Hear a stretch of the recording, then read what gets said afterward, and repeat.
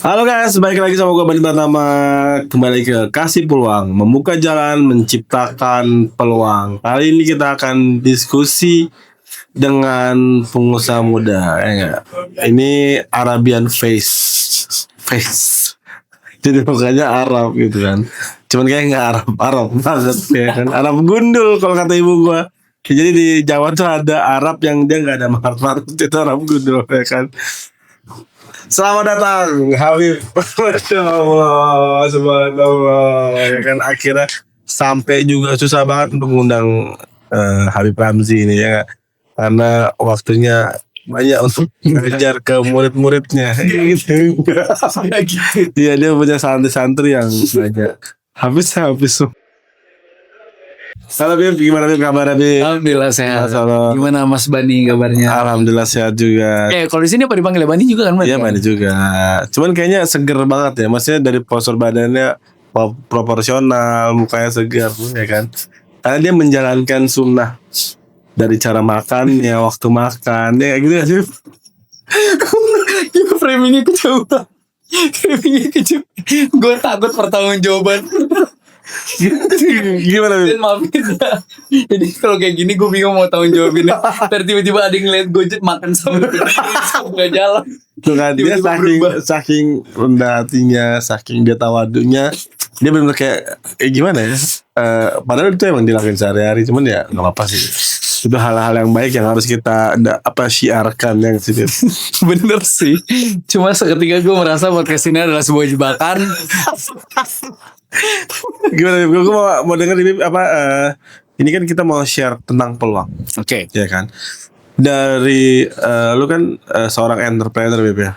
Entrepreneur konstruksi ya. Konstruksi. Nah, dulu awal gimana Bib? Ceritain dong dari apa ya, SMA, SMP atau apa? Udah mulai berentrepreneur. Jadi kalau entrepreneur tuh gue dari SMP. Wow. Entrepreneur dari SMP. Ini buka sedikit nggak apa-apa kali ya. Oke. Gua awal masuk ini pakai gua lu nggak apa-apa. Gak apa, Santai. apa aman. Gua awal masuk SMP itu broken home. Oke. Terus keadaan rumah nggak baik-baik aja. Oke. Nyokap pun agak kaget, agak shock dengan keadaan sampai akhirnya secara ekonomi kita cukup anjlok. Wow. Dan SMP itu gue bayar sekolah sendiri. Wow. Iya. Itu udah di didaktika itu ya? Oh enggak, SMP gue di SMP 2 Depok. Oh, 2 Depok di mana sih? Jalan Bangor Raya, Bangor. Oh iya. Itu SMP gue sekolah bawa trash bag isinya bihun. Wih, keren. Jadi nyokap gue bangun tidur masakin bihun, gue bawa ke sekolah buat gue taruh koperasi, gue jualin ke teman-teman gue. Wow. Untuk gue bayar sendiri. Wih, subhanallah. Jadi dapat duit ya buat bayar sekolah. Wah, itu bihun Goreng tuh SMP itu gue bihun goreng. dari kelas 1? Dari kelas 1. Wih, subhanallah. Gue stop tuh kalau nggak salah di kelas 2 pertengahan deh. Kelas 2 pertengahan. Itu tinggal udah di Cakra. Enggak, di Pengasinan. Oh, di Pengasinan. Di Pengasinan Sawangan. Oke. Di Pengasinan, terus nyokap gue kayak udah ngerasa cukup mungkin ya, karena secara pekerjaan nyokap juga udah agak mendingan. Oke. Istilahnya beberapa bil-bil yang sebelumnya harus dibayar tuh udah terbayar. Udah aman, alhamdulillah. Jadi kan? baru tuh gue beres di situ tuh, udah nggak jualan lagi tuh. Oke. Akhirnya nyokap yang udah mulai bayar lagi tuh. Terus masuk SMA gue pondok itu juga sama, masuk fight pakai jalur beasiswa. Pondok di Depok. Darul Mutakin, filial Gontor yang di Parung. Ih, itu mahal banget sih. Itu gue fight pakai jalur beasiswa karena kalau pakai reguler duitnya juga nggak cukup. Oke. Jadi akhirnya fight biar bisa masuk pakai beasiswa. Oke. Dan alhamdulillahnya beasiswanya Allah kasih lancar ya. Oh, subhanallah. Udah berakhirnya masuk pakai beasiswa. Jadi lu nyantri. Bener kan. Nyantri. Makanya gue kuliahnya telat. Karena kalau pesantren SMP-nya nggak di pesantren tuh kita masuk kelas intensif dulu tuh. Kelas eksperimen 1 tahun full buat belajar bahasa Arab. Oh, tapi tuh Arabnya udah bisa tuh dulu. Oh, udah alhamdulillah bisa. Wah, bisa ngobrol Bang Saib loh. Terus. Terus SMA Itu ada entrepreneur lagi, ada kisah entrepreneur situ. masa gue bongkar di sini. Ada kisah entrepreneurnya. Wow. Jadi dulu di pesantren itu kan ini nggak apa-apa kali ya. Gak apa-apa lah, tenang aja. Di pesantren tuh gue jualan jasa. Karena banyak perokok di dalam, tapi nggak banyak yang berani cabut dari pondok untuk beli rokok keluar. Jadi lu jualan beliin rokok gitu. Iya, gue keluar. Wih. Beliin rokok dapat goceng. SMA tuh. SMA pasti pesantren. Oh. Sampai akhirnya gue punya duit sendiri untuk gue beli rokok gue sendiri. Yang tadinya kan kayak di pondok tuh. Iya, udah kalau misalnya satu gitu ya. satu, jadi dulu tuh kita beli rokok sejati. Oke, anjing. Yang lama banget tuh nggak bisa. Iya. Karena itu satu batang bisa 7 sampai 10 orang. Gila. Satu batang bisa 7 sampai 10 orang. Karena saking susahnya dulu tuh masih agak susah ya buat. Bukan duitnya, tapi susah untuk belinya. Karena duitnya banyak. Iya. Iyalah ada mutakin. Teman-teman gue duitnya banyak. Tapi buat beli keluar susah. Nah gue yang saat itu duit jajan gue terbatas, gue memanfaatkan. Lo bisa keluar gimana tuh? Ada trik. Oh. Nah karena teman-teman gue ngerasa duit teman-teman gue banyak, sedangkan mereka nggak punya kenekatan kayak gue. Duit jajan gue nggak banyak, tapi nekat gue yang banyak. Jadi gue jualan nekat. Terus. Ya udah pada mau beli rokok apa? Sini kumpulin, gue catetin. Tapi sebenarnya nggak boleh. Gak boleh lah. Iya kan sekolah ya. Gak boleh. Gue udah abis itu gue permasalahan gue di dunia bisnis gue saat di pesantren abis itu tuh. Udah ngerasain sampai direndam di inilah segala. Tapi entah ya kalau zaman gue pesantren dulu hukuman kayak gitu tuh kayak biasa aja. Iya, malah jadi keseruan cerita seru ya buat kita ya. Bener. Kalau sekarang mungkin ya viral deh. Kalau dulu nggak, kita enjoy aja dengan Iya. Cuman emang tadi dulu tuh kayak ada batasan sih, maksudnya kalau sekarang tuh apa ya? Menurut gua kayaknya orang-orang guru-guru ini juga kayak udah nggak kayak orang dulu gitu loh. Iya. Nggak legendaris gitu loh, maksudnya kayak. Iya nggak sih? Gue nggak tahu sih kalau secara guru mungkin ya udah nggak terlalu jadi figur. Tapi entah apa yang bikin guru itu nggak jadi figur. Cuma kalau gue secara POV siswa, angkatan gue tuh masih dihajar pakai. Lo tau besi ranjang? Lo tau ranjang kan? Kalau pesantren ranjangnya. Iya. Dia besinya kan tebal-tebal tuh. Iya. Nah itu kita kalau di paha gitu dihajar pakai itu besi itu 3 hari tuh jalan tuh nyeret kaki tuh nyeret tuh. Iya. Tapi buat kita ya hahi aja, nggak pernah jadi kayak dendam apa. Nah, mau kita tuntut. Gue nggak tahu, maksudnya kayaknya emang ada perbedaan dari si gurunya juga sih. Maksudnya dari tingkat emosionalnya si guru, atau ya gurunya tuh sebenarnya udah nggak tawadu sama guru-guru zaman dulu. Nggak tahu juga sih ya. Mungkin ya kan, maksudnya kayak udah modernisasi gitu loh. Jadi kayak guru-gurunya juga mungkin udah terkontaminasi mungkin terkait hal-hal lain. Jadi kalau kita lihat emosional beda mungkin ya kan. Cuma kalau dari POV guru gue nggak terlalu paham sih. Iya. Cuma kalau dari POV santri gue atau dari POV siswa, pada zaman gue di pesantren kayak satu pun gak ada yang menuntut soal. Contoh gue ketahuan kabur main PS keluar dari pesantren jam 11 malam itu gue direndam di empang. Jadi kan pesantren gue punya empang ada lelenya. Nah itu gue direndam di empang yang ada lele jam 11 malam tuh kita patil-patil tuh melele itu. Jadi keluar tuh ada kayak luka-luka gitu loh di jam 11 kurang lebih setengah jam sampai 1 jam. Lu bayangin di Parung saat itu masih agak dingin. Iya. Itu pesantren gue asri banget kan. Jadi hawa itu masih dingin banget. Jam 11 malam sedingin itu kita direndam di empang yang penuh sama ikan lele. Tapi buat gua itu pelajaran. Mungkin beda mental juga, Bib. Ya kita kan milenial. Ya kan mungkin kalau Gen Z itu kan mungkin ya bukan kita mendiskreditkan ya. Mungkin secara mentalnya beda gitu loh. Mereka emang didik bukan dari mental kekuatan situ, mungkin di kreativitasnya oke ya kan. Kalau untuk yang itu kan terlalu menye. Betul. Iya nggak, diseblak dikit nangis disangkanya apa ya kan. Dijewer dikit nangis ya kan. Kalau kita kan enggak.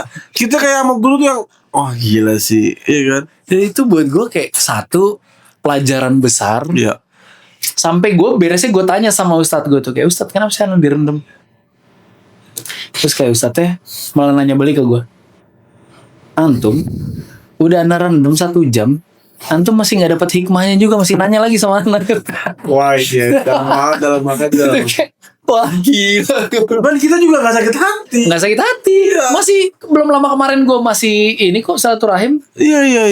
Itu padahal itu Ustadz, gue ketahuan ngerokok. Lo tahu buku akuntansi gak sih yang hardcover dari kayu tuh, buku gede. Itu digampar gue pakai itu. Saking mungkin menurut Ustadznya gue udah gak mempan digampar pakai tangan. Digampar pakai itu gue. Tapi kalau tebal sebenarnya malah nggak sakit, Bib. Mau cobain? Enggak, maksudnya semakin dia lempengan, gaya ininya semakin gitu. Kalau tebal kan, jadi dia udah kena gravitasi duluan, ya buk gitu doang gitu kan. Parah sakit itu, parah itu. Kecuali tiba lu dilempar dari atas tuh, der gitu. Itu beneran sakit banget. Buku yang hardcover tuh buku akuntansi yang covernya kayu, itu digampar ke muka. Itu berasanya parah itu. Cuma ya udah kalau kita pada saat itu kayak sakit nggak sakit, terus apa yang dipelajarin? Iya emang nggak boleh ngerokok sih ya. Itu memang mental sih, Bib. Maksudnya cowok iya dan bukan cowok, tadi gue bilang dari generasi ke generasi. Karena gue ya dapetin, gue contoh ya, gue ada kemarin kayak interview karyawan buat gue kan, teman-teman Gen Z tuh gimana ya, banyak mintanya, banyak maunya. Terus tiba-tiba di tengah kita lagi enak-enak nyantai-nyantainya, dia keluar gitu. Dia kalau udah bosen gak mood, dia bisa pindah kerja gitu loh, enak-enaknya. Dan gue sempat tanya, lu kerja pindah yang keberapa? Yang ke-10. Gila, gue bilang gila lu, gue bilang gen itu lu gitu kan. Ternyata emang ya tadi, apalagi yang gen alpha, gen yang selanjutnya kan. Kalau nggak kita kalau gue sih, gue punya anak, gue nggak mau menye itu. Gue didik anak gue ya harus tough, harus kuat, harus hebat ya gak sih. Kan tinggal kembali ke kita. Cuman gue lihat emang kayak gitu sih, emang gitu tuh. Anak gue pun gue didik sekeras itu kok. Sama itu gue ya. Tapi afeksi gue harus jauh lebih tinggi daripada punishment. Kalau gue prinsipnya pribadi ya, ini opini pribadi. Ketika anak gue tangannya gue sentil, ketika masalah udah beres, afeksi yang gue kasih harus jauh lebih besar daripada ketika gue menghukum dia. Jadi pas beres gue pelukin, gue sayang, gue ajak, lo mau apa, lo mau ini, semuanya mau apa, mau apa, mau kan gue suka nawarin ada ciki yang khusus buat anak-anak gitu loh. Gue tawarin mau ciki nggak, mau ini nggak, mau itu nggak, atau nggak kalau misalnya emang istri gue kan cukup disiplin kalau soal makanan anak kan. Kadang kalau gue habis ngehukum, ya gue ajakin cheating, kayak mau coklat nggak sih, nah beli coklat ya. Terus kalau gue sih untuk physical touch yang kayak nyentil gitu gue enggak. Cuman gue lebih ke verbal. Gue yang ngomong, ini gini loh, emang apa sih salahnya kalau misalnya nggak harus teriak-teriak, nggak harus gini. Gue nyentil sih gitu. Lihat nyentil. Gue enggak. Soalnya kenapa? Yang gue ini balik lagi nih, ini opini pribadi ya. Mungkin ada yang sepakat, ada yang nggak sepakat. Gue ngalamin hidup dari kecil, terutama setelah broken home, itu ibaratnya hidup gue tuh selalu di pinggir jurang. Selalu di pinggir jurang. Gue ngalamin banyak hal, malah hampir sepanjang perjalanan itu isinya hikmah doang perjalanan itu. Dan di sepanjang perjalanan itu, gue ngerasa mental terbangun dari 2 hal, dari fisik sama dari mindset. Nah, salah satu kenapa gue bilang fisik itu cukup bikin gue tough, karena ketika lu sanggup ngadepin rasa sakit, secara nggak langsung, itu otak lu ngebentuk kayak nebelin atau ningkatin kekuatan defense dalam diri lu. Ini buat gue pribadi ya. Ketika lu banyak benturan, ketemu rasa sakit di fisik, itu si otak lu ningkatin poin-poin defensif dalam diri lu, makanya bikin lu lebih tough dalam ngejalanin hidup buat gue. Ditambah lagi namanya kita hidup kan banyak hal yang kita ketemu sama perihal fisik dan sebagainya. Makanya gue di satu sisi gue ningkatin ningkatin poin defensif anak gue dengan itu, di sisi lain gue ningkatin pain tolerance anak gue. Cuma emang ada batasannya, yang goyang tiba-tiba anak gue parit gue tonjokin. Kalau itu psikopat sih jujur. Enggak ya, sesuai pada porsinya. Ketika anak gue mulai ini itu ya gue sentil, ada mungkin tangan anak gue ada gue pukul. Cuma ya sesuai kadar anak kecil. Enggak yang benar-benar gue pukul cedar. Ya enggak gitu juga sih. Cuma yang penting dia tahu bahwa dia dapat punishment. Iya. Karena kan kembali kan, kalau gue pribadi emang sejauh ini cukup nurut sih, maksudnya gue nggak ada yang kayak berlebihan. Jadi kalau gue ya paling kayak misalnya gue minta tolong, cuma kadang-kadang biasanya dia emang orangnya langsung tek gitu kan. Kalau misalnya nggak mau, gue kasih ke verbal, gue bilang gini mosok sama orang tua nggak boleh gini loh, di aku ada loh gitu. Sama bangunin sholat itu yang agak itu lumayan strik ya. Ya subuh tuh, wah itu kalau dia libur panjang nih tidurnya agak malam, karena kalau sekolah tuh jam 9 dia pasti tidur. Jadi karena kan dia dijemput tuh sama jemputannya jam 5:30 ya. Oh, pakai jemputan ya kan. Terus pulang 2:30 sore kan, makanya cukup lelah tuh ya kan. Makanya ya sejauh ini masih nggak kayak gue, cuman kayak alhamdulillah ya gue pribadi sama istri mungkin nggak terlalu ini ya. Gue coba dulunya tuh baik banget sih, gue tuh benar kayak gue liko tuh sampai, lu tau liko kan? Tahu. Sampai kuliah loh. Gue jadi pemain pro juga, bayangin. Cuma telat ini gue tuh. Gitu sih. Lanjut baik tuh. Nah terus gimana? Entrepreneur sebelah mana ini entrepreneurnya? Nah itu waktu tadi udah tuh ya kan? Waktu SMA udah. Nah kuliah gue hampir nggak ada entrepreneur sih, karena selama gue kuliah di IAI apa? Ya IAI. Oh. Ya itu Universitas Persada Indonesia. Wih. Yayasan Administrasi Indonesia. Berarti jurusannya manajemen? Salah satu yang terkenal itu. Oh, tapi lo? Cuma gue jurusannya psikolog. Oh keren sih, harusnya bagus loh psikolog. Ya itu seberang RSCM dulu itu posisinya dulu samping UKI di sana. Salemba. Samping UKI, cuma karena dulu cukup banyak bentrokan sama UKI satunya. Akhirnya satunya UKI kan dipindahin ke Cawang semua tuh. Itu tinggal S2-nya doang. Oh. Berarti kuliah nggak ada. Terus berarti kalau mau itu berkontraktor? Nah jadi gue kuliah gue telat. Maksudnya lulusnya telat. Oh sama. Lulusnya telat sampai akhirnya di penghujung gue mau lulus itu gue udah ngerasa gue harus sambil kerja. Oke. Di situ gue kerja. Awalnya itu gue kerja sama sahabatnya abang gue, yang gue ngerasa udah kayak abang gue sendiri. Gue kerja jadi sales retail di perusahaan rokok. Oh, yang pakai motor ada boxnya belakang. Dari warung ke warung. Itu gitu. Dari jam 9 pagi sampai jam 5 sore itu gue dibawa terik matahari tuh. Keren banget. Gila itu kalau lu pada tanning wah itu tiap hari gue tanning. Keren. Itu benar. Iya. Dari warung ke warung tuh. Itu emang lu dikasih per hari sekian kayak SPG apa? Iya ada targetnya juga. Oh ada targetnya juga. Ada targetnya juga. Terus lepas dari situ gue kerja di salah satu perusahaan marketing eksternal. Kita ngehandle salah satu NGO. Oke. Buat dapetin donatur atau konsumen. Kalau lu atau teman-teman pernah tahu kalau lagi di mall tiba-tiba ada yang nyetopin, "Kak, boleh tempel stiker nggak? Atau boleh tanda tangan?" Dulu tuh gue kerja itu. Dan jujur, gue belajar face to face marketing paling banyak di situ. Itu gokil, sumpah. Lu pernah MLM gak sih? MLM gak? Wah itu lebih gokil lagi. Kenapa gue bilang gue belajar face to face marketing di situ gokil? Karena MLM ada sesuatu yang jadi feedback untuk si klien lo lah istilahnya.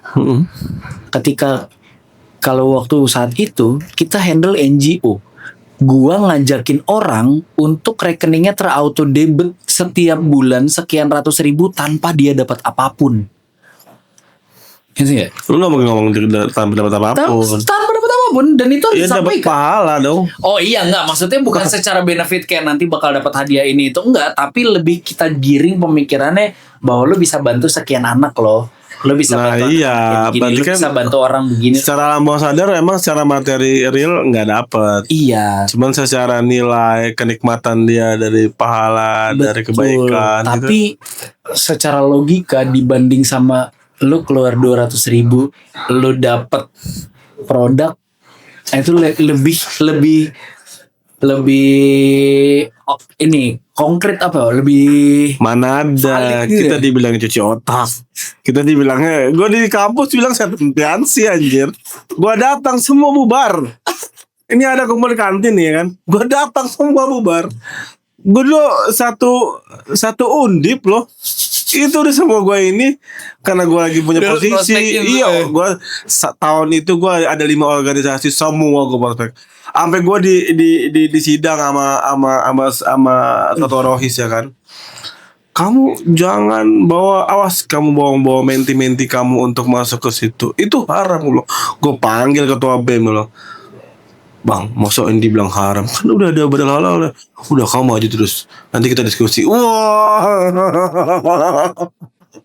Catatan sih udah sumpah. Gue datang nih. Kalau gue WA langsung dimatiin.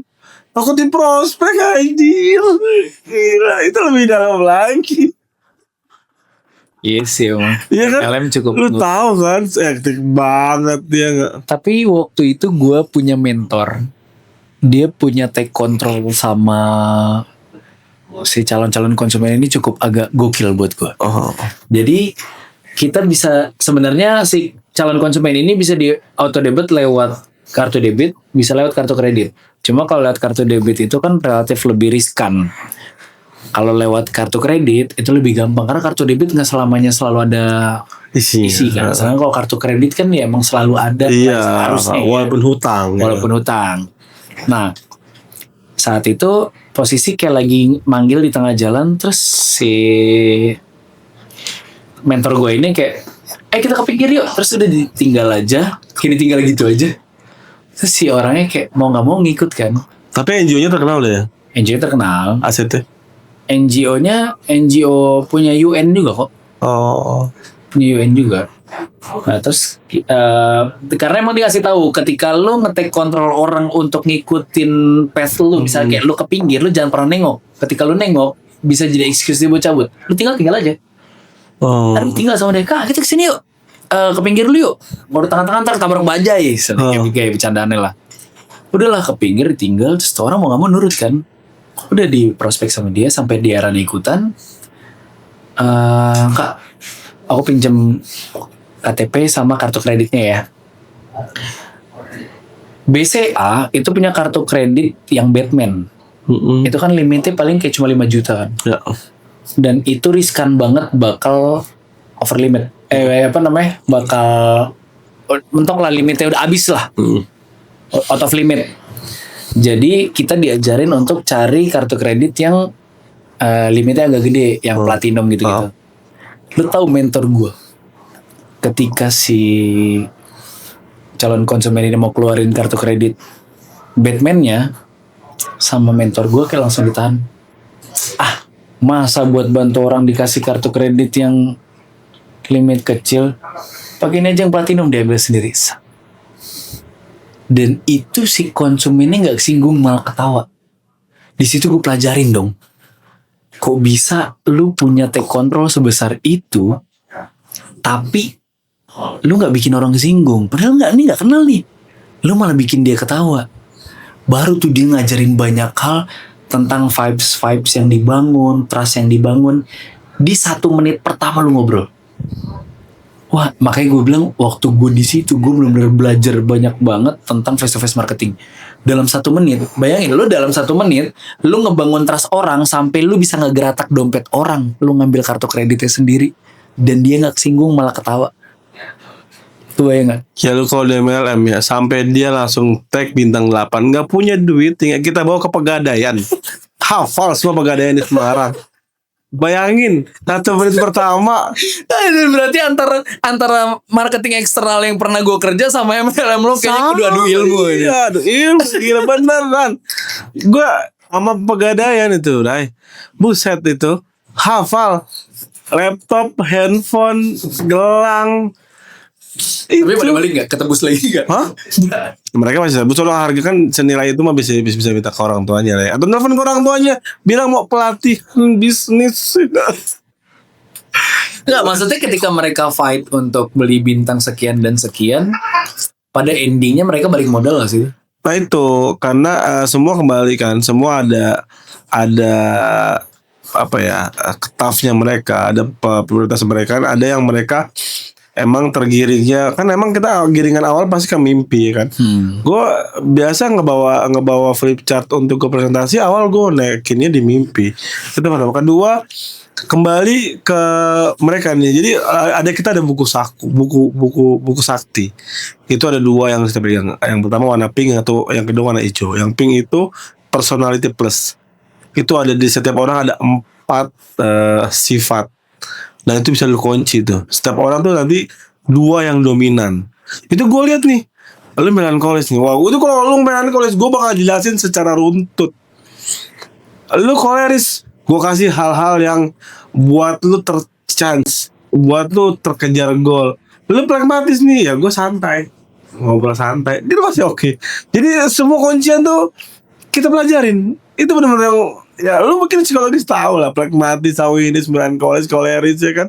Yang sekarang lebih oke lagi tuh Steven tuh yang bikin si siapa tuh namanya? Yang Kubik tuh ya kan. Nah, itu benar-benar yang gue kunci. Kalau gue malah lebih sakar lagi, gue liat talenta lebih gede di situ. Wah berat nih. Kalau adu ilmunya gue adu baca sih. Jadi gue ngeliat ke situ. Jadi kayak lu nih, ini gue ngeliat nih, gue langsung udah nilai. Lu pasti melankolis. Tinggal satu lagi apa? Melankolisnya ke sanguinis kah? Pragmatis kah? Ke situ pak. Jadi benar-benar orang yang awalnya koleris defense, gue buka itu defense-nya. Ini orang defense nih udah melang nih, apa ya udah gini nih. Kebuka lama-lama, gue bisa buka itu. Apa yang dia begini, dia semangat, dia bintang 4 langsung. Gila. Itu Bang Mari jagonya, bintang 7 dia hampir dapat yacht.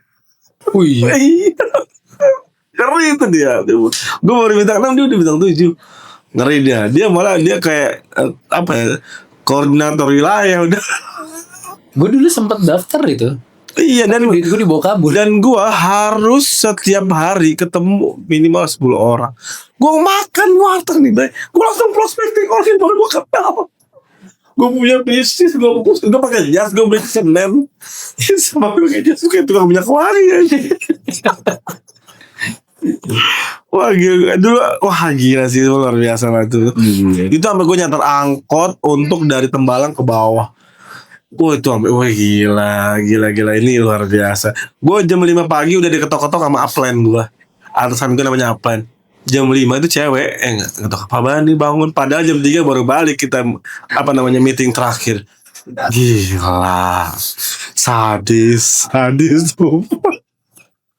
Cuman seru. Maksudnya pada akhirnya ya kita tadi yang lo bilang ya kan, maksudnya untuk bernetwork, untuk karena menurut gue network itu penting ya. Maksudnya dengan network tuh ketemu satu orang yang potensial, itu bisa jadi ngerubah kita dengan segalanya nggak sih? Cuman untuk itu kan kita harus upgrade nggak sih? Kita harus bisa nyambung ngobrolnya gitu. Kok jadi gue ngomong ya? Nggak apa-apa. Memang kita fleksibel. Kadang lu bisa jadi lu yang hostnya, kadang bisa jadi gue yang hostnya. Jadi awal. Gak bukan gitu kan? Kan padahal yang dibilang sama itu kan gue yang ngantuk. Kok sekarang lu yang ngantuk kan? Aduh kacau Bim. Terus lanjut. Berarti tadi selama kuliah gak ada? Iya gak ada. Selama kuliah gak ada. Cuma di akhir-akhir gue kuliah gue sempat kerja. Terus lu di DD-nya pas kapan sih? SMA? TK SD gue DD. Oh TK SD. TK SD gue di DD. Oh SMP SMA enggak? SMP di Depok. SMA di Darul Mutakin tadi ya? SMA Darul Mutakin. Wow. Di AI. Oh jadi SD SMP TK SD. TK SD. 6 tahun juga kan SD kan. Di DD sampai kelas 5. Oh. Kelas 6-nya gue pindah di di Cakra ini 502. Oh. 502. Karena mungkin SD masih sama bokap. Enggak. Oh, enggak juga udah ya. Karena gue kelas 5 gue bikin masalah. Wah, anjir gila. Entah dari nggak tahu nih ya. Ini nyokap gue yang cerita ya. Gue dari dulu emang gue anaknya seaktif itu. Gue anaknya serokes itu. Tapi gue salah satu menurut nyokap nih ya. Gue nggak tahu nyokap karena emang gue anaknya emang realitanya itu yang terjadi. Cuma kalau nyokap ceritain karena nyokap lagi tuh guru juga di DD.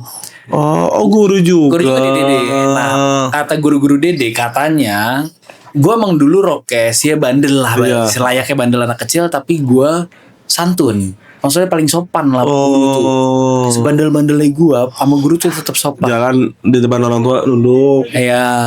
Salim. Sampai gue nggak tahu entah mungkin karena banyak perseteruan di rumah tangga sampai bikin gue kelas 5 itu gue bikin masalah yang mungkin lo kaget kalau tahu masalah yang gue bikin.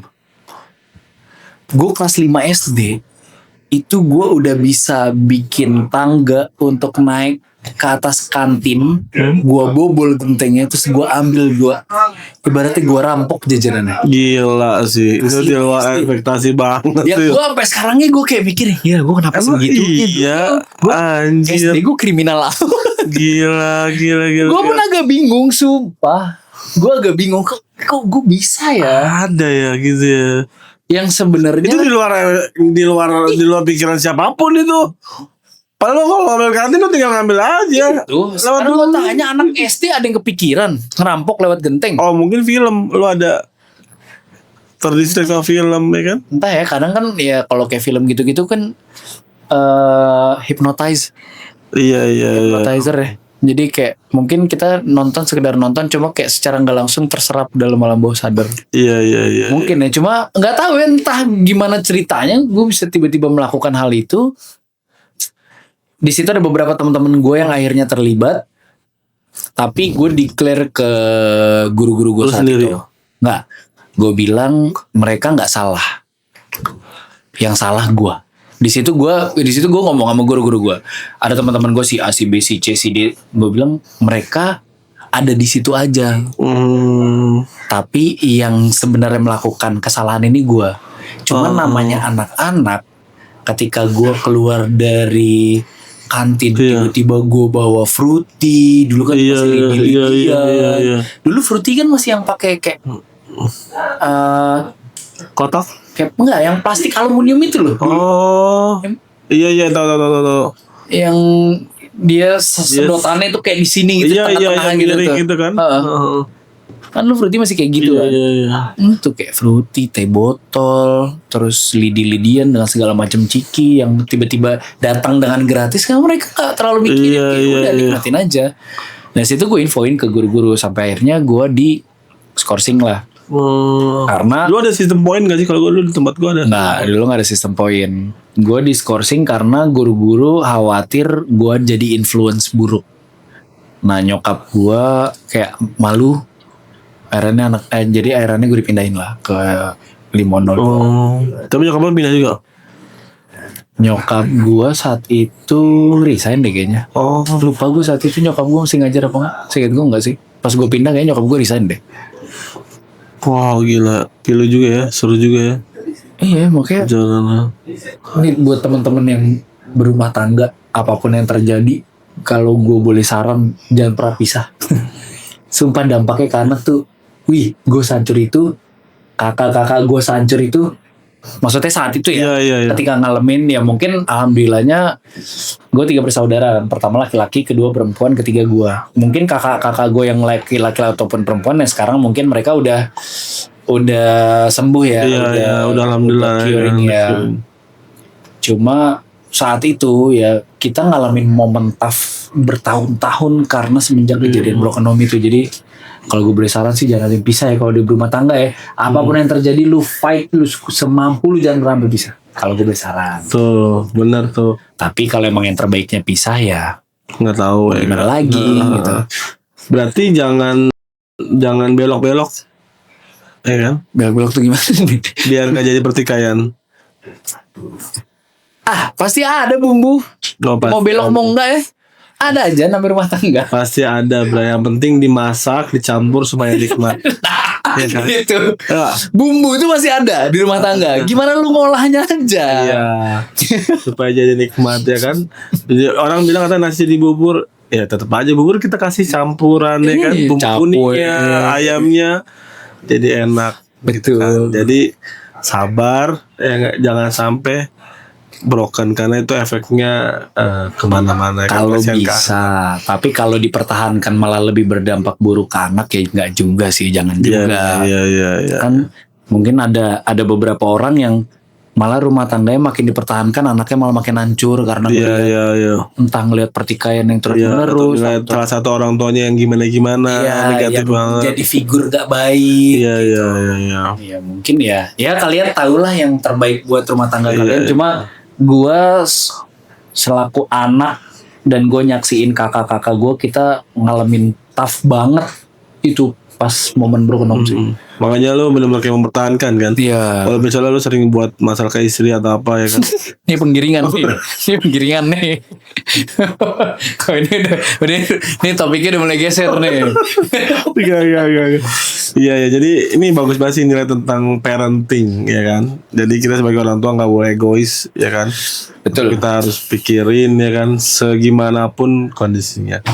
Terus kalau yang konstruksi itu awalnya gimana sih? Nah, gua kerja dari 2000. Jurusan lu tadi? Jurusan psikolog ya. Terus tapi gue kerja semua di dunia marketing. Dulu gue pernah di agensi itu. Om gue di agensi advertising itu gue media buyer. Oke. Tapi saat itu gue belum literally jadi belum literally jadi karyawan. Jadi kayak gue lagi itu dampingin salah satu karyawannya. Gue namanya Mbak Ane. Gue belajar banyak tuh sama Mbak Ane itu. Nah, terus tau lah ini media buyer itu seperti apa. Terus habis itu gue kerja di sales retail rokok. Terus di UNICEF jadi kesebut kan. Ya di salah satu NGO UN itu. Makanya gampang lah ya. Coba mas editor nanti tapi kalau nggak di itu nggak apa-apa. Intinya di salah satu. Jadi sebenarnya gue bukan di perusahaan UN-nya itu, gue di salah satu marketing eksternal. Yang kita menjual produk-produknya si NGO dari UN itu. Abis itu gue kerja di ini perusahaan pest control. Jadi gue nawarin orang-orang untuk rumahnya disuntik anti rayap. Yang rayap, kecoa gitu-gitu kan. Rayap, kecoa, jamur. Tikus ya. Terus abis itu, sampai di situ gue kayak mikir, gue kerja udah bertahun-tahun kok gue masih nggak kaya-kaya ya. Terus gue sempat ikut beberapa teman-teman artis. Teman-teman artis hijrah, sempat megang head medianya mereka, sempat megang business developmentnya mereka, terus sempat handle frontliner rumah sakit. Nah terus pas megang handle frontliner rumah sakit, posisi lagi COVID. Gue ngeliat temen-temen gue, ini COVID kan kayak 80% orang struggling ya. Iya. Nah di antara 20% ini yang gak struggling ini, gue ngeliat teman-teman gue yang kontraktor makin kaya. Gue bingung kok 80% orang struggling, kontraktor makin kaya ya. Kayaknya gue harus jadi kontraktor nih, gimana caranya. Karena gue pelajarin lah semua tentang kontraktor. Terus ter-challenge juga sama bang ipar gue saat itu. Bang ipar gue salah satu perusahaan fabrikator dia. Akhirnya gue memutuskan untuk setahun pertama gue jadi material supplier dulu. Supply material dulu supaya gue bisa batu bata semuanya, pokoknya material supply-nya construction. Supaya gue bisa sambil pelajarin material ini tuh. Itu supply kemana? Ke kontraktor. Tapi waktu awal-awal bisa bayar tempo gitu? Enggak, dulu gue cash and carry. Tapi harga best price. Ibaratnya gue jual harga 9.000 cash and carry. Kalau lu mau ngutang boleh tapi 15.000. Lu pilih mana? Itu. Naiknya berapa persen? Ya semua mau gue kalau udah diutangin. Kalau capek sebenarnya. Karena gue nggak tahu bakal dibayar kapan lagi kalau udah diutangin. Namanya orang utang kan nggak selalu on schedule pembayarannya. Makanya sekalian ibaratnya gini, ketika gue ngitung gue naikin 20% dengan jangka tempo atau term of payment sekian bulan, yang si 20%-nya ini ketika gue prorate, ini jadi profit tiap bulan, ini masih make sense buat gue. Tapi kan gue nggak tahu nih beneran sebulan 2 bulan atau dibayar atau enggak. Kalau 6 bulan dibayar, jadi gue selalu ngeprorate langsung ke 6 bulan. Gue ngambil profit 6 bulan. Jadi mau dibayar sebulan, mau dibayar 2 bulan, gue bikinnya profitnya 6 bulan. Jadi kalaupun 6 bulan baru dibayar, gue bisa bayar utang-utang di bulan-bulan yang selama gue diutangin itu. Itu sambil gue pelajarin nih material ini definisinya apa, kegunaannya apa, terus cara ngejahitnya gimana, efisiensi gimana, penggunaan efektifnya kayak apa, gue pelajarin. Itu gue pernah nemu satu momen, dulu klien gue mostly Jepang. Ada satu Jepang ngubungin gue minta salah satu material. Lalu dia minta namanya sheet pile 3 dan 4, sheet pile baja 3 dan 4. Mas Ramzi ada sheet pile baja? Insya Allah ada pak. Saya mau sheet pile 3 sama 4 ya. Sheet pile 3 sekian ton, sheet pile 4 sekian ton. Pengiriman ke sini begini. Ada? Insya Allah ada pak. Berapa harga per kilo sekarang? Oh sebentar pak, nanti saya konfirmasi dulu ke pabrik. Tutup telepon, gue searching sheet pile itu apa. Ya karena itu momen gue sambil gue benar-benar learning by doing banget. Kayak udah sambil berjalan aja. Karena gue bocahnya senekat itu asli. Dan gue awal bikin usaha tuh langsung benar-benar bangun perusahaannya apa segala macam. Kan gue tipikal orang yang well prepare banget ya. Jadi udah akhirnya gue siapin semuanya. Udah terus gue sambil berjalan sambil pelajarin kurang lebih setahun lah gue di material supply itu. Masuk tahun kedua gue belajar jadi fabrikator. Jadi gue belajar gimana caranya ngejahit dari material satu ke material lainnya. Dari si baja ibaratnya kayak WF, gimana cara potongnya, gimana cara nyambungnya, gimana dibuat jadi perbajaan. Ya besi dan baja lah mostly. Besi dan baja. Itu 2021 gue bangun material supply, 2022 gue fabrikator. Sambil tipis-tipis. Tapi itu proyek jalan, ada permintaan? Jalan aja. Waktu gue awal material supply, gue sempat nyuplai ke abang gue, abang ipar gue itu. 2 kali kalau nggak salah, 2 project gue nyuplai dia, sampai dia bilang, udah cukup ya, lu udah belajar, lu udah tahu gameplay kayak apa, udah lu main sendiri sana, gitu. Itu tahun berapa? 2021. 2022 gue mulai pelajarin fabrikator, ngejahit segala macam. 2023 gue pure masuk di dunia konstruksi eksterior. Udah. Jadi dari eksterior interior dulu. Eksterior interior semua maksudnya semua sipil apa segala macam. Nah ini agak gokilnya, dulu itu gue sempat ngegandeng salah satu teman gue yang anak sipil. Gue pelajarin apa segala macam, di situ gue ngerasa gue kalau belajar kayak gini kurang works nih, gue bukan modelan gue nih kayak gini. Udah akhirnya gue dapat satu proyek. Udah habis waktunya? Belum. Kira udah habis. Gue dapat satu proyek, gue tinggal di proyek itu bareng sama tukang. Jadi ketika tukang itu ngerjain, gue pelajarin ini struktur tuh bagusnya kayak apa, ini pasangan bata tuh kayak apa. Itu bikin apa? Bangun kafe. Tapi udah dapat trust aja ya untuk bikin kafe gitu ya? Oh enggak, awalnya itu bener kafe. Awalnya enggak ding, dari awal pas gue sempat ngerjain rumah sakit, gue jadi agak lupa ya. Rumah sakit ini kafe nih. Berapa ya? Kafe yang benar-benar gue sampai tidur di proyek. Gue pelajarin semuanya. Adukan semen buat bikin agregat. Kalau bikin K200 gimana, K175 1 banding berapa, gue pelajarin itu loh segala macam. Sampai gue ngerasa cukup oke. 2022 pertengahan ding. 2022 pertengahan masuk 2023 gue bangun kafe sama ada renov rumah nih kalau nggak salah lagi gitu. Renov rumah. Nah ini juga agak entah ya kalian percaya apa enggak ya. saat itu untung gue 220 juta. Oke. Saat itu untung gue 220 juta. Gue Berapa lama tadi? pokoknya selama pekerjaan setahun itu. Selama pekerjaan setahun itu kurang lebih 220 juta. Oke. Mas nanti mau apa tolong di sensor aja ya. 220 juta. Entah kenapa, tapi gue ngerasa ini bukan urusan kemanusiaan buat gue pribadi. Saat itu gue jarang banget sholat. Semua tentang uang, meeting Namanya apa? Meeting apa nih? Kalau orang dikasih rezeki dikasih tapi tutup itunya Istidroj. Iya. Anak pondok juga. Oke. Dia santri juga dia. Kok gue yang lupa jadi dia inget pada Iya, santri dia.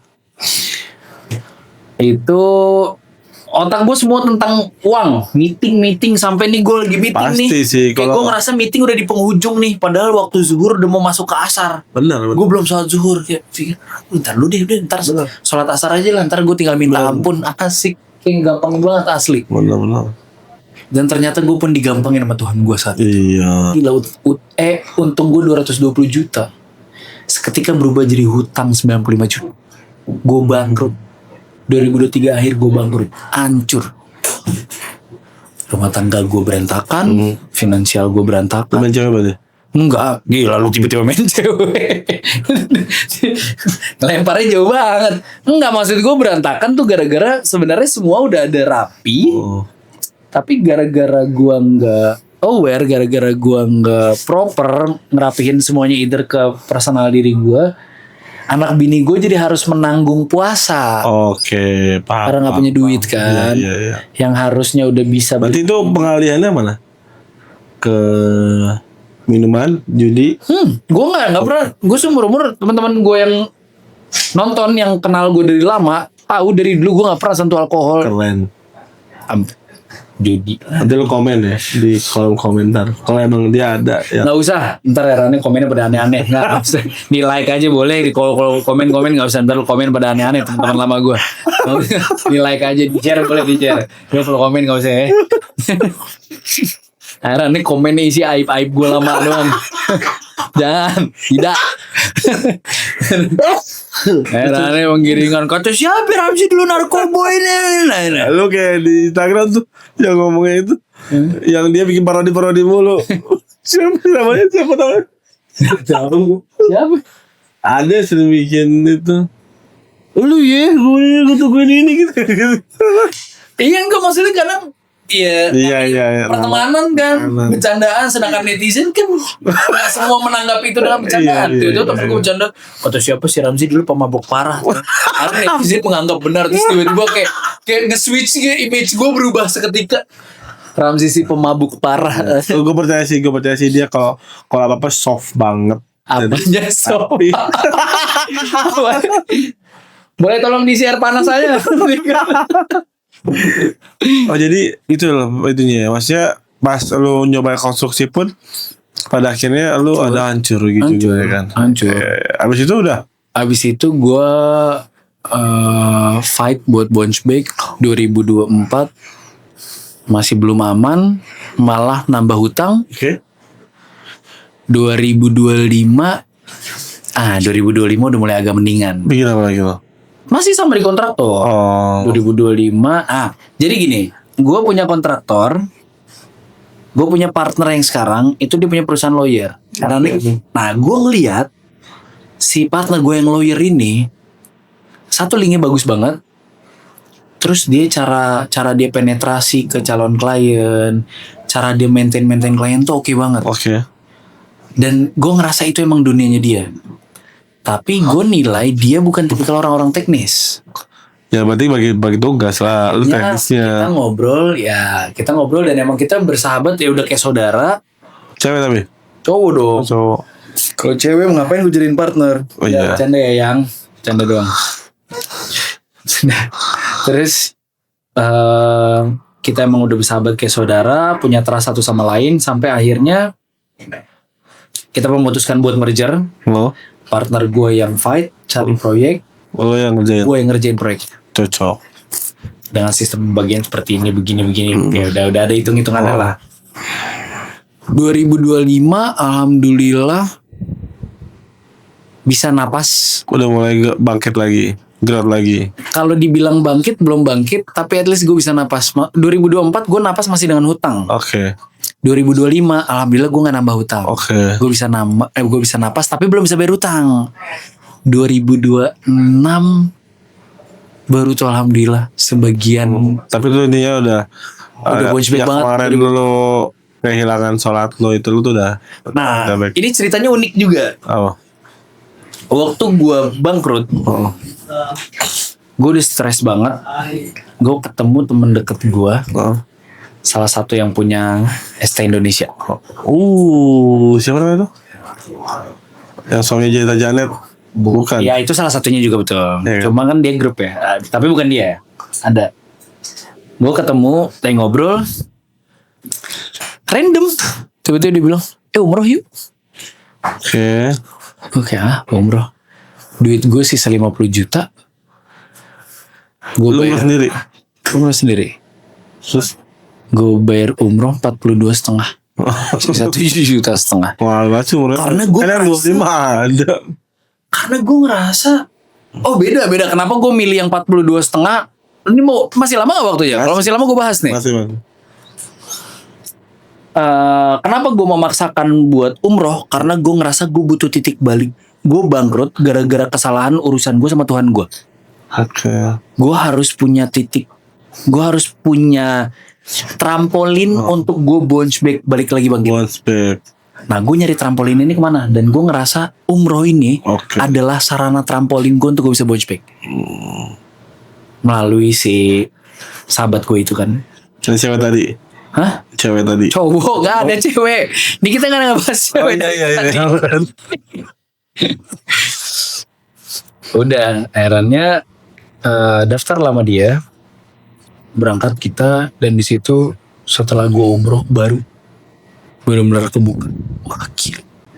Kehidupan gue separah itu ternyata. Wow. Makanya alhamdulillah tuh kayak gue orang-orang alim tuh alis sujud ya. Lu ngeliat kayak alis sujud ya gak sih? Iya gak? Ini sebenarnya banyak banget yang lu komen dari tadi tuh penuh dengan cerita. Hidup gue tuh penuh cerita tuh. Iya, jadi gue tuh subhanallah. Jadi orang pasti kalau ngeliat lu yang subhanallah sih. Lu mau tahu gak sih yang bikin ini jadi hitam apa? Apa? Gua waktu awal Di aspal lu sujudnya? Enggak dong. Oh enggak. Gua awal minta bini gua itu gue ditolak selama setahun. Oke. Minta apa? Rujuk? Kok rujuk? Apa? Mau gue nikahin. Oh.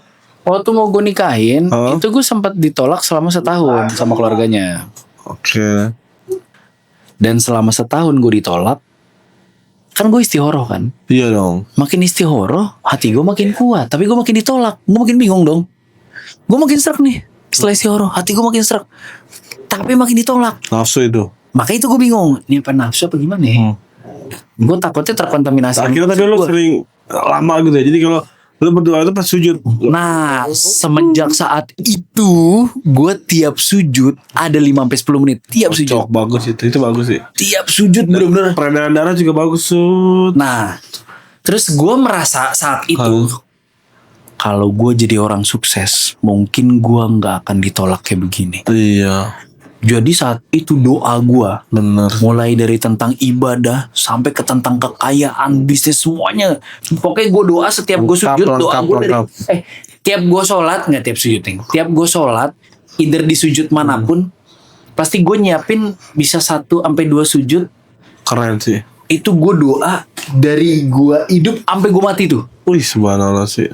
Benar full tuh gue doa tuh. Kayak gue minta diampunin lah apa segala macam, minta dikasih keistiqomahan, sampai ke minta dilancarin, gue pengen jadi orang kaya, gue pengen punya rumah mewah, gue pengen punya ini. Yang bikin gue pengen jadi orang kaya supaya gue bisa bantu orang banyak begini-begini. Gue kasih reason-reasonnya kan, nggak semerta-merta gue pengen mobil Maybach. Iya. Asik. Tapi buat apa ya? Udah buat sombong. Betul. Pada akhirnya gue doa sama Tuhan. Doa lu panjang dosa. Iya. Doa gue panjang. Tapi emang jadi kelihatan bercahaya. Iya kan? Kayak apa ya? Buaya. Itu akhirnya terima. Terus akhirnya diterima. Alhamdulillah. Setelah gue setahun tuh, dan itu gue merasa sih. Jadi setahun. lu dapet kayak dapetin istri tuh kayak dapetin mutiara gak sih? Itu. Ya gak, lu yang sujud lu lama, doa lu panjang. Seorang gua, iya kan? yang ya mungkin kita semua punya masa lalu. Betul. Nggak selalu baik ya. Betul. Gue bisa dapetin seorang perempuan yang terjaga sampai nikah. Gila. Yang bahkan dia kerja aja diantar jemput sama tantenya. Saking terjaganya dia. Terus gue, itu seorang gue loh. Itu jangan lu hianatin deh kayaknya. Itu. Makanya gue ngerasa kayak seorang gue loh. Gila. Seorang gue masih bisa dikasih hadiah kayak gini. Iya. Tapi itu berarti tapi sebenarnya emang pribadi lu terkenal baik dari awal gitu kan. Jadi gimana pun ya itu kayak ya bukan hal yang kayak keseluruhan hidup lu gitu loh, kayak lu kenapa dan lu kayak ngejaga itu idealis itu tinggi gitu kan. Itu ya kan. Amin. Karena yang gue lihat tuh yang subhanallah sih, gue lihat tuh kayak pengen sholat gitu itu. Jadi kayak terbawa, terinspirasi kan ya. Jadi kalau pengen ketemu tuh ya mana sih ingat banget kayak udah jam berapa nih ya, jam 6 pengen buat sholat. Oke teman-teman semuanya, by the way host kita ini adalah pakar lobby. Jadi kalian bisa nilai sendiri ketika dia lagi ngentertain seseorang dengan verbal itu kayak macam mana ya. Aduh. Wah gila, terbaik sih. Alhamdulillah teman-teman. Abang, terima kasih banyak sharing-sharingnya. Bentar, sebelum ditutup sebenarnya nih podcast kita ngobrol dari tadi 1 jam ini poinnya apa? Poinnya pertama banyak banget hikmah yang di sharing ya kan dari Habib ini kan. Habib ini. Jangan bilang Habib, nanti ada Habib beneran yang nonton, gue diuji. Mulai dari silsilah gue sampai keilmuan gue. Gue yang kencing di celana ntar. Dari awal ngelihat mukanya aja, ya Arabian face. Belum lihat ukuran, itu beda lagi. Pasti semuanya tahu, dan itu nggak mungkin kita ceritain di sini kan. Ukuran coba keilmuan maksudnya kan. Jadi dulu coba. Ukuran kil. Tuh panjang banget. Apa bedanya? Ini panjang. Ini kalau melihat ukur panjang dari sini panjang punya lo. Panjang pola pikir. Ya kan? Itu teman-teman semua maksudnya. Panjang pola pikir yang panjang itu mencerminkan sebuah kedewasaan teman-teman. Ya karena kita visioner. Yoi. Iya kan. Kesimpulannya apa yang menurut Habib yang dipegang sampai sekarang, sampai ya tadi alhamdulillah bisa ngelewatin semua hal, semua proses dan berdiri tegak. Kuat teman-teman. Ini secara general dulu ya.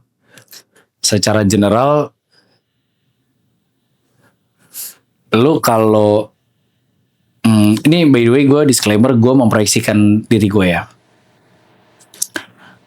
Kalau lu udah sekali punya purpose dan lu ngerasa itu terbaik, ya lu benar-benar harus fight sih. Apalagi purpose yang lu tuju itu demi orang banyak. Wah, sumpah mungkin lu nggak akan dipasang baliho bahwa lu orang baik, tapi lu bakal selalu terkenang di hati orang banyak tau kalau lu orang baik. Jadi ketika purpose lu demi kebaikan dan demi kebahagiaan orang banyak, ya entah keluarga lu, entah lu mau bantu orang dan sebagainya, ya lu harus fight. Dan salah satunya ya lu harus sukses sih. Sekalipun gue pribadi belum menobatkan bahwa diri gue sukses ya, tapi gue merasa sukses itu wajib sih. Karena ketika lu sukses, gue ngerasa kita punya banyak privilege untuk nolong orang. Kita punya banyak privilege buat bantu sana sini, terutama orang-orang terdekat. Nggak terlalu banyak yang harus dipertimbangkan buat gue. Jadi lu harus benar-benar fight apapun yang terjadi. Apalagi lu udah mimpin sebuah keluarga, wah lu benar-benar harus fight dengan darah lu situ. Kalau gue ya. Wih, keren banget. Sebaik-baiknya orang adalah orang yang bermanfaat untuk orang lain. Ya kan? Terima kasih Habib. Terima kasih banyak waktunya. Terima kasih banyak. Luar biasa.